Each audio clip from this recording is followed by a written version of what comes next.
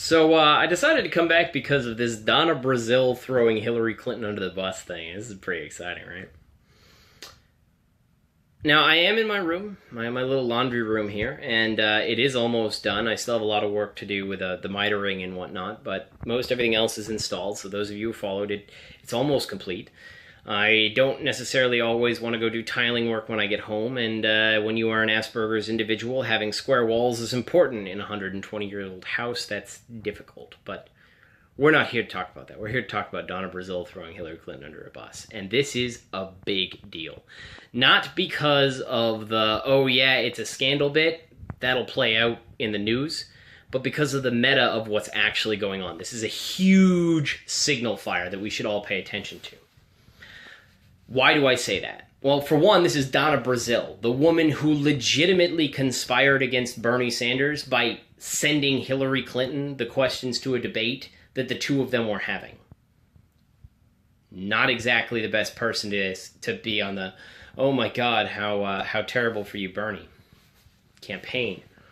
The second is that she's known about this since last year. She's had over a year of knowledge of Hillary Clinton cheating like this, and her conscience wasn't bothered in the slightest until just recently. So I don't believe that this is authentic, I guess, is the best way to put it. I don't see this as authentic. I think this means that there are two things that are being signaled here. One, the Democrats have come to their senses and realized that Hillary Clinton is toxic. Nobody likes her, and they won't be able to win elections with her. Number two is that the direction the party is going to be heading is going to be the Bernie Sanders, Elizabeth Warren wing. I bet you that's what it's going. They are not planning on running a really strong campaign in 2018. They're really gearing this up for 2020 because that's about the amount of time it's going to take to convince people that they're actually being honest and authentic, because that was a huge problem and still is for them. But what's interesting is the language that's being used and the charges which are being thrown down. One is that Donna Brazil is accusing Hillary Clinton of essentially laundering money through the DNC. Now that's a big deal to toss that out. The key is that basically you as an individual are only allowed to contribute $2,700. That's your maximum contribution. I'll never ever hit anything like that. Fuck, if you get me $5, that's a bit much for me, for politics. But what Hillary Clinton managed to do was organize and buy the DNC and take an organizational structure where people could donate the $2,700 to her, plus the $2,700 in all of the states, which would be pooled right back up to her. So an individual who was extremely wealthy could donate up to $353,000 to her campaign by funneling it through a whole bunch of different shell companies. And I say that because they weren't operating under their own. She took all but 1/2% of the money that was in the states for state races or general DNC stuff. It all went to her campaign. So not only did she potentially violate campaign finance laws through money laundering, not only did she break the DNC, not only is there some conspiratorial stuff, but the DNC just finished a lawsuit with Bernie Sanders supporters and some neutrals who believed that the contributions to the DNC were supposed to be used for the DNC. They were accusing them of that, and the DNC was denying it the whole time. This could actually open that case back up, because this is legitimate knowledge ahead of time that, in fact, the claims were true. So the DNC is taking a little bit of a risk here. But I also think that they are faced with, they're kind of between a rock and a hard place, and that's why I think Donna Brazil is starting to squeal.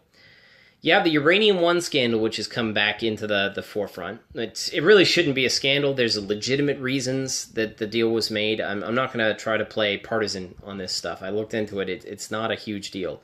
That does not mean that she didn't take a bribe, or that she didn't do pay to play, because there's some documented evidence that really looks like she did pay to play. That is just to say that there are legitimate political reasons for Uranium One deal going through. It's not a big deal.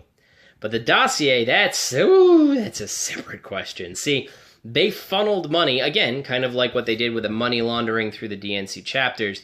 They funneled money through a bunch of different organizations to Russian intelligence for false information, which they couldn't credibly assert as real, which they then passed on to the national intelligence agencies in order to punish their political opponent.